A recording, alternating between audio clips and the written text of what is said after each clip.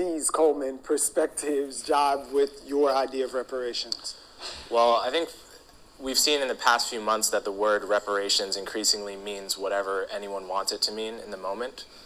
Last year, there was a bar in Portland that had a reparations happy hour where white people donated into a pot and black people drank for free for a few hours under the heading of reparations.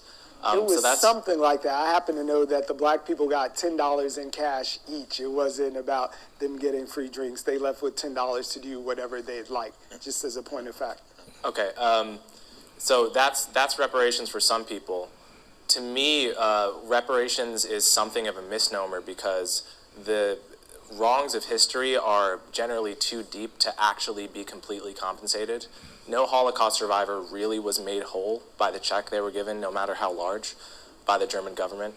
So I think it's easier to say what reparations is not than what it is. What it really, I guess, an approximation would be, it's a full-hearted recognition that a wrong was committed. Something happened that should not have happened. And more than that, it's an apology that feels more sincere because you're attaching something tangible to it, because words are very cheap. That's what it should mean, I think. And the disagreement about whether or not we need to pursue reparations. And just to add, what I was going to add is there's H.R. 40, but Charles Barron has a bill here in the state of New York for it to set up a New York commission, right? Because there's also, living in a states' rights society, there's also the individual states and what they did to contribute to the harm of communities of color and marginalized groups as well that we have to look at, right? So it's not just a federal conversation, it's a state conversation, it's also a corporate conversation, particularly from some of those corporations that still have existed, mainly banks and insurance companies and things of that nature, that we have to have this holistic conversation about. So yes, I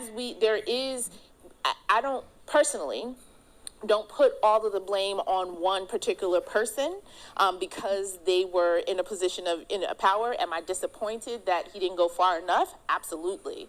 But is he the sole person to blame? You know, for not blame.